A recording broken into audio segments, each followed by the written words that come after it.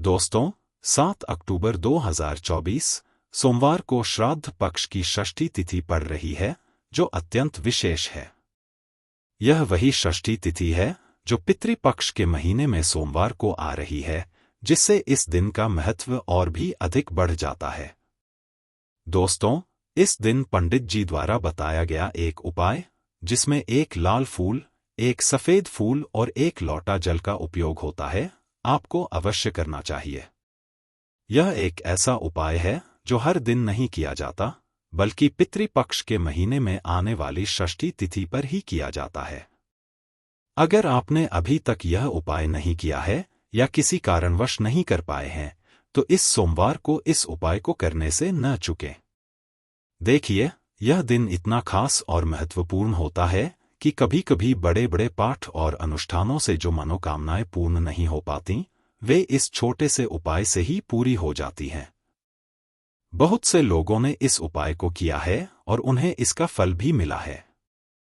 अगर आप भी इस सोमवार को, षष्ठी के दिन, इस उपाय को करना चाहते हैं, तो पहले इसे अच्छी तरह समझ लें और फिर करें। आपको इस उपाय का फल अवश्य मिलेगा और आपकी सभी मनोकामनाएं पूर्ण होंगी। दोस्तों, हम आपको यह भी बता दें कि यह एक लाल और एक सफेद फूल वाला उपाय पंडित जी ने अपनी हाल की शिव महापुराण की कथा में बताया है। इस उपाय को करने से, चाहे आपके घर में किसी भी प्रकार की समस्या क्यों न चल रही हो, भले ही आपको समस्या का कारण न पता हो, यह उपाय आपको अवश्य लाभ देगा। चाहे वह पितृदोष हो, काल सर्प दोष हो या कोई अन्य दोष, इस उपाय को करने के लिए आपको अपने दोष का कारण जानने की भी आवश्यकता नहीं है। आपको बस इस सोमवार, षष्ठी के दिन यह उपाय कर लेना है। इससे आपके घर परिवार में सुख और शांति आ जाएगी और अच्छे कार्य शुरू होंगे। आपकी मनोकामनाएं भी धीरे धीरे पूरी होने लगेंगी। अब हम इस एक लाल फूल और एक सफेद फूल वाले उपाय को विस्तार से समझते हैं। इसे कैसे करना है, किसको करना है और किस समय करना है। उपाय बहुत सरल है, बस ध्यान से समझने की बात है। कृपया इसे ठीक से समझें और उसके बाद इस उपाय को अवश्य करें। सबसे पहले हम समझते हैं कि इस एक लाल और एक सफेद फूल वाले उपाय को आने वाली सोमवार की षष्ठी तिथि पर किसे करना चाहिए। देखिए, इस उपाय को घर के सभी सदस्यों द्वारा करने की आवश्यकता नहीं है।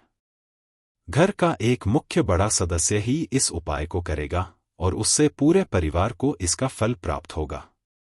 अब सवाल आता है कि यह बड़ा सदस्य कौन होगा, यानी कौन व्यक्ति इस उपाय को करेगा। तो यहाँ हम आपको बताना चाहेंगे कि घर की बड़ी माताएं या बहनें, इनमें से कोई भी एक माता या बहन, यह उपाय पूरे परिवार के लिए कर सकती है। घर के सभी सदस्यों को इसे करने की आवश्यकता नहीं है। घर की बड़ी माताएं या बहनें, जो परिवार की लक्ष्मी मानी जाती हैं, उनमें से कोई भी एक यह उपाय करेगी, तो परिवार के सभी सदस्यों को इसका फल मिलेगा।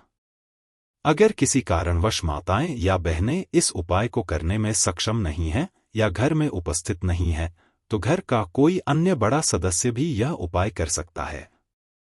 माताओं और बहनों को लक्ष्मी इसलिए कहा जाता है क्योंकि जब वे कोई उपाय करती हैं, तो भगवान शिवजी जल्दी प्रसन्न होते हैं और उपाय का फल शीघ्र और बड़े रूप में प्रदान करते हैं। अब आपने समझ लिया होगा कि इस उपाय को किसे करना है।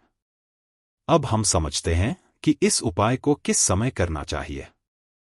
एक लाल फूल और एक सफेद फूल वाले उपाय को इस सोमवार, षष्ठी के दिन, किस समय करना है। इस उपाय को करने का समय सुबह भी हो सकता है और शाम का भी। हालांकि मुख्य रूप से हम सुबह का समय नहीं कहेंगे, क्योंकि सोमवार की षष्ठी तिथि भगवान शिवजी के लिए प्रदोष काल, शाम का समय, सबसे प्रिय होता है। आप इस उपाय को सुबह 10 बजे से लेकर 11 बजे के बीच कर सकते हैं और आपको इसका फल मिलेगा। वहीं शाम के समय यदि आप यह उपाय कर रहे हैं, तो शाम 6 बजे से 7 बजे के बीच इसे करने का प्रयास करें। यदि किसी कारणवश इस समय पर नहीं कर पाएं, तो रात 8 बजे तक भी आप यह उपाय कर सकते हैं और इसका फल आपको जरूर मिलेगा। अब यह बात आपको समझ आ गई होगी कि यह उपाय आप सुबह या शाम किसी एक समय ही कर सकते हैं, लेकिन दिन में एक ही बार करना है। घर का कोई एक बड़ा व्यक्ति इसे करेगा। आप जिस समय पर सहज महसूस करें, उस समय पर यह उपाय कर सकते हैं। अब हम इन विशेष उपायों को जानेंगे, लेकिन उससे पहले जो भी मेरी प्यारी बहनें इस चैनल पर पहली बार आई हैं या मेरी आवाज़ पहली बार सुन रही हैं, अगर आप भी महादेव के सच्चे भक्त हैं तो वीडियो को लाइक करें, चैनल को सब्सक्राइब करें और कमेंट बॉक्स में हर हर महादेव या नमः शिवाय लिखें। अब सबसे महत्वपूर्ण बात आती है कि यह उपाय किस लिए करना है। जैसा कि हमने पहले कहा था, इस उपाय को करने के बाद आपके जीवन में कई खुशियां आएंगी, आपकी मनोकामनाएं पूर्ण होंगी, धन से जुड़ी समस्याएं दूर होंगी और आपकी पैसों की समस्या का समाधान भी होगा। अब देखिए, अगर आप सोच रहे हैं कि आपको अपना घर बनाना है लेकिन घर बनाने के लिए पैसे नहीं हैं, या आपको गाड़ी लेनी है लेकिन गाड़ी खरीदने के लिए पैसे नहीं हैं, या जमीन लेनी है लेकिन जमीन खरीदने के लिए पैसों की कमी हो रही है, तो यदि ऐसी ही धन से जुड़ी समस्याएं आपके जीवन में चल रही हैं, तो यह उपाय निश्चित ही आपके जीवन में बहुत बड़ा बदलाव ला सकता है। इसलिए यदि आपके घर में धन से जुड़ी हुई कोई समस्या चल रही है, पैसों की आवक बिल्कुल भी नहीं हो रही है, तो इस उपाय को जरूर करना चाहिए। अब इस उपाय को घर के किसी एक बड़े सदस्य द्वारा करना आवश्यक है। पहले हम जानते हैं कि इस उपाय के लिए कौन कौन सी सामग्री की आवश्यकता पड़ेगी। इस उपाय का नाम एक लाल फूल और एक सफेद फूल वाला उपाय है, लेकिन इसमें कुल मिलाकर 4 सामग्रियों की आवश्यकता होती है। पंडित जी ने यह स्वयं सीहोर वाली कथा में बताया है, और जो भी उपाय हम आपको बताते हैं वे पंडित जी द्वारा बताए गए ही होते हैं। हम कोई भी बात अलग से नहीं बताते हैं। अब हम समझते हैं कि इस उपाय में किस सामग्री की आवश्यकता होगी। इसमें 4 सामग्रियां होती हैं। बेलपत्र, यह वही बेलपत्र है जो भगवान शिव के शिवलिंग पर चढ़ती है। शमी पत्र, यह भी शिवलिंग पर चढ़ता है। लाल फूल, उपाय के नाम के अनुसार आपको एक लाल फूल लेना होगा। यह लाल फूल वही होना चाहिए जो शिवलिंग पर चढ़ता है। इसे कहीं से तोड़कर या खरीद कर लाना है। सफेद फूल, सफेद फूल का विशेष ध्यान रखना चाहिए जो शिवलिंग पर चढ़ता हो। यहां पर आपको सिर्फ वही सफेद फूल लेना है और केतकी का फूल नहीं लेना। इन 4 सामग्रियों को एक एक मात्रा में लेना है। एक बेलपत्र, एक शमी पत्र, एक लाल फूल और एक सफेद फूल। इन सामग्रियों को तैयार करके रखें। जब प्रदोष काल, शाम का समय या सुबह का समय हो, तब इस उपाय को किया जा सकता है। अब जब आपकी सामग्री तैयार हो जाती है, तो क्या आप सीधा उपाय करने के लिए इन सामग्रियों को लेकर जा सकते हैं?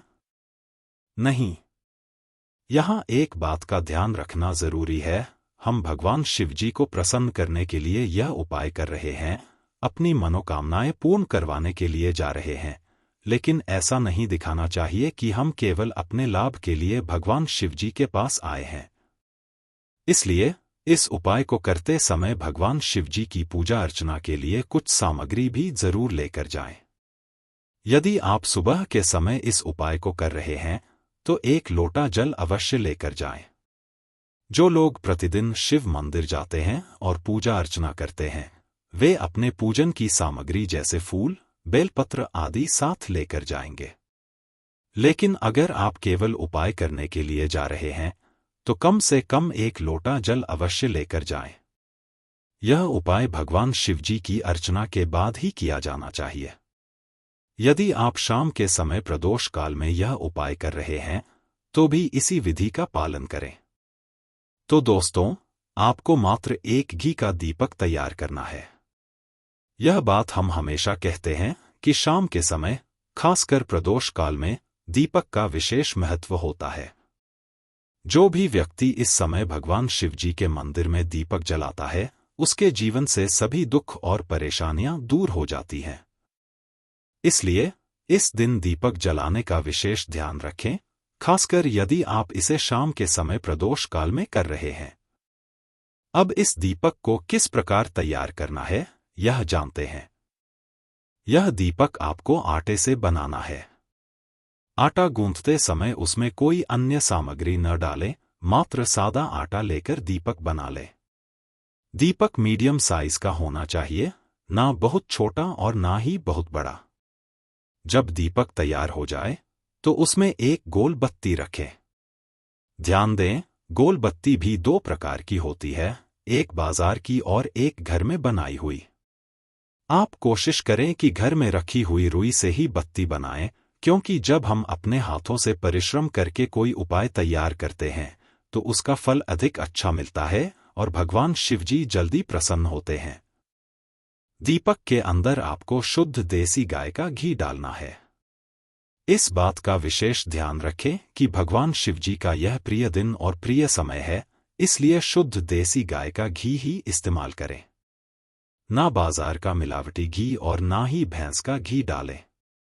शुद्ध देसी गाय का घी ढूंढने में थोड़ी मेहनत लग सकती है और यह महंगा भी हो सकता है, लेकिन यही घी भगवान शिवजी को प्रसन्न करता है। इसके अलावा इसी शुद्ध देसी गाय के घी से घर में बरकत और सुख शांति बनी रहती है। इसलिए अपने घर में हमेशा शुद्ध देसी गाय का घी रखें, जो भगवान शिवजी के कार्यों और उपायों में उपयोगी होता है। अब जब आपकी सारी तैयारियां हो गई हैं, तो उपाय करते समय शुद्धता का विशेष ध्यान रखें। अगर आप सुबह उपाय कर रहे हैं तो इसे पूरी शुद्धता से करें। अगर आप शाम को कर रहे हैं तो मात्र हाथ मुंह धोकर भी यह उपाय किया जा सकता है। उपाय की सामग्री तैयार करके और पूजन सामग्री लेकर आपको अपने घर के पास स्थित शिव मंदिर जाना है, जहां शिवलिंग स्थापित हो। जब आप शिव मंदिर पहुंचें तो सीधा उपाय शुरू न करें। पहले भगवान शिवजी की पूजन करें। सुबह के समय गए हैं तो एक लोटा जल या जो भी पूजन सामग्री लेकर गए हैं उससे भगवान शिवजी की पूजा करें। अगर आप सिर्फ एक लोटा जल लेकर गए हैं तो शिवलिंग पर धीरे धीरे जल चढ़ाएं। पूरी श्रद्धा से पूजन अर्चना करें। अगर आप शाम के समय गए हैं तो शिवलिंग के पास बैठें और जो दीपक तैयार करके लाए हैं उसे पहले जलाएं। ध्यान रखें, यह दीपक आप अपने घर की माचिस से ही जलाएं। अगर आपने मंदिर की माचिस या किसी और की माचिस से दीपक जलाया तो इस उपाय का फल उस व्यक्ति को भी मिल जाएगा। इसलिए माचिस अपनी ही होनी चाहिए ताकि इस उपाय का पूरा फल आपको प्राप्त हो। इस बात का ध्यान रखें कि अपने घर से अपनी माचिस लेकर जाएं और उसी से दीपक जलाएं। दीपक जलाने के बाद उसे भगवान शिवजी के शिवलिंग के पास रखें, लेकिन इतना पास न रखें कि शिवलिंग को आंच लगे। थोड़ी दूरी बनाकर दीपक को शिवलिंग के पास रखें। जैसे ही आपकी पूजन अर्चना पूरी हो जाए, भगवान शिवजी के शिवलिंग के सामने या आसपास कहीं भी बैठ जाएं ताकि आप उपाय कर सकें। उपाय शुरू करने से पहले अपनी पूजन सामग्री निकाल लें। अब उपाय की सामग्री तैयार कर लें। उपाय करते समय भगवान शिवजी के शिवलिंग के ऊपर माता अशोक सुंदरी जी का स्थान देखें। माता अशोक सुंदरी जी का स्थान जलाधारी के बीच में होता है। आपने देखा होगा कि शिवलिंग के चारों ओर जलाधारी होती है और उसके बीच में माता अशोक सुंदरी जी का स्थान होता है। इसी स्थान पर आपको यह उपाय करना है। अब हम उपाय शुरू करते हैं। सबसे पहले अपनी एक बेलपत्र लें। इस बेलपत्र को माता अशोक सुंदरी जी के स्थान पर समर्पित करना है। बेलपत्र की डंडी का मुख जलाधारी की तरफ होगा, जहां से जल बहकर नीचे गिरता है, और बीच वाली बड़ी पत्ती का मुख शिवलिंग की तरफ होगा। इसी प्रकार से बेलपत्र को माता अशोक सुंदरी जी के स्थान पर समर्पित करें। इसके बाद अपनी शमी पत्र लें। शमी पत्र की डंडी का भाग भी जलाधारी की तरफ होगा, जहां से जल बहता है, और पत्ती का भाग शिवलिंग की तरफ। इस शमी पत्र को बेलपत्र के ऊपर समर्पित कर दें। अब एक लाल फूल लें। यह फूल गुलाब का हो सकता है या कोई भी ऐसा फूल जो शिवलिंग पर चढ़ता हो। फूल का खिला हुआ भाग शिवलिंग की तरफ रहेगा और पीछे का भाग, जहां से जल बहता है, उस तरफ होगा। अंत में सफेद फूल लें। इस सफेद फूल का खिला हुआ भाग शिवलिंग की तरफ होगा और डंडी का भाग जलाधारी के पीछे, जहां से जल बहकर नीचे गिरता है। जब आप बेलपत्र, शमी पत्र, लाल फूल और सफेद फूल समर्पित कर रहे हों, तो भगवान शिवजी और नारायण जी का स्मरण करते हुए कंटा भगवान या कंटा चक्र का नाम लें। इस उपाय को करते समय अपनी सारी परेशानियां और दुख भगवान शिवजी के सामने प्रकट करें।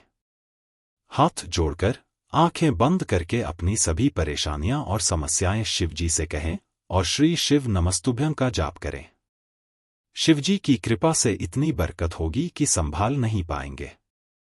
दोस्तों, पानी में एक ऐसी दिव्य शक्ति होती है जिससे आपकी प्यास बुझती है, और अगर आपने पानी के बारे में संपूर्ण जानकारी सही तरीके से हासिल कर ली, तो इसके सही उपयोग से आप अपना रुका हुआ काम भी बना सकते हैं।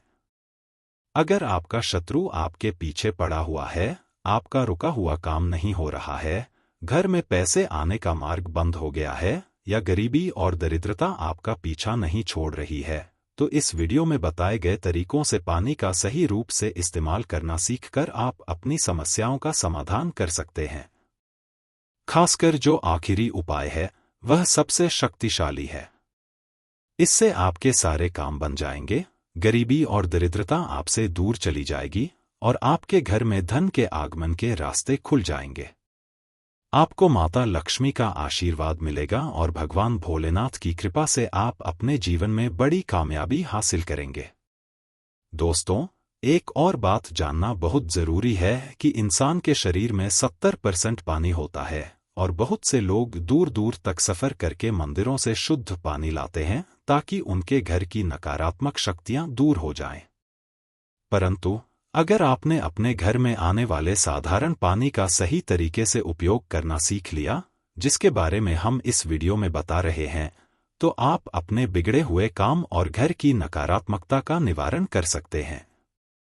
इस वीडियो में हम आपको पानी के बारे में तांत्रिक मंत्र, शक्तिशाली मंत्र और आयुर्वेदिक उपाय की जानकारी देने जा रहे हैं। एक बात ध्यान रखें, पानी के द्वारा किए जाने वाले मंत्रों के उच्चारण की एक विशेष क्रिया होती है। अगर आप उस क्रिया को सही तरीके से करेंगे, तभी आपको उसका असर दिखना शुरू होगा।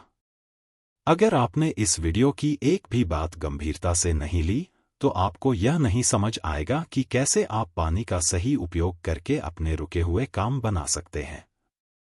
इससे पहले कि हम आपको जानकारी दें, हम आपको यह भी बताना चाहते हैं कि इस वीडियो को देखने के बाद आपका कोई अतिरिक्त खर्चा नहीं होगा, लेकिन आप लाखों रुपए का लाभ पा सकते हैं।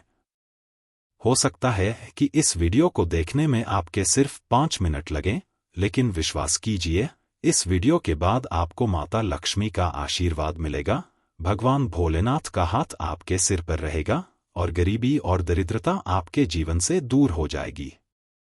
धन के आगमन का मार्ग खुल जाएगा और आपका भाग्य साथ देगा।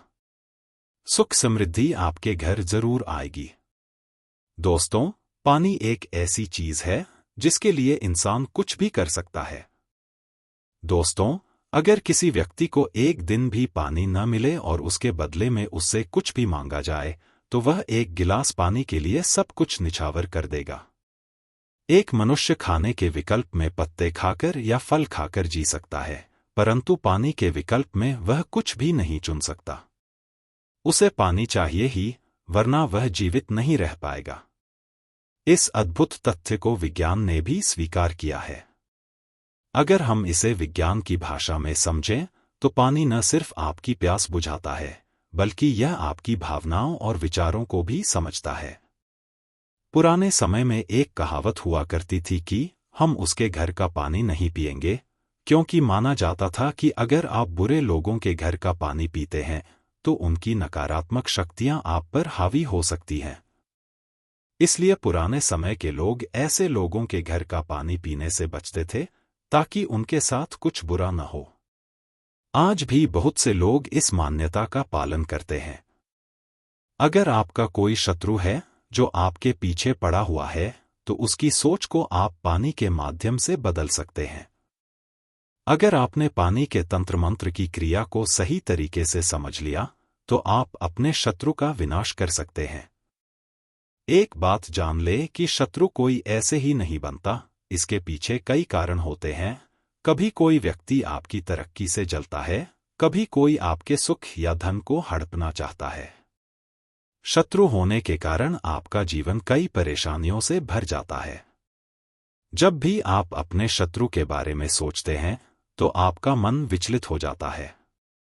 लेकिन आज के बाद आपका शत्रु आपका कुछ भी नहीं बिगाड़ पाएगा, क्योंकि आप साधारण पानी के इस्तेमाल से उसे घुटनों पर ले आएंगे।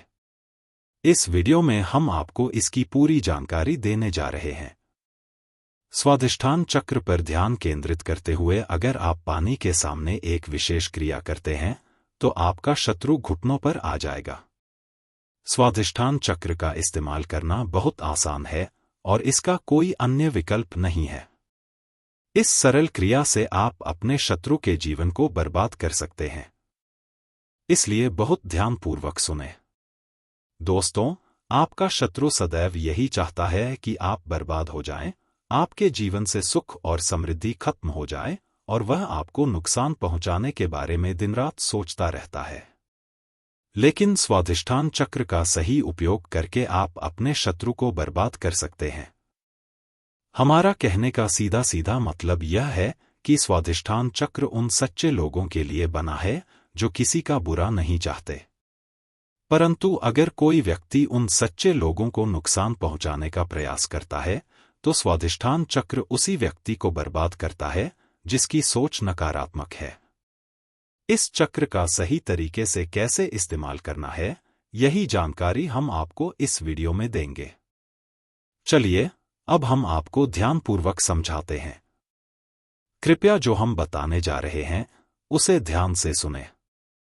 परंतु उससे पहले यदि आप चाहते हैं कि शिव भगवान का आशीर्वाद प्राप्त हो तो कमेंट बॉक्स में हर हर महादेव अवश्य लिखें। दोस्तों, वीडियो को लाइक करना मत भूलिए और चैनल को सब्सक्राइब कर लीजिए। यदि आप इस प्रकार के तंत्र मंत्र और विद्या के बारे में जानना चाहते हैं तो कमेंट बॉक्स में अवश्य लिखें। अब अधिक समय नष्ट किए बिना हम आपको सरल भाषा में समझाते हैं कि स्वाधिष्ठान चक्र का उपाय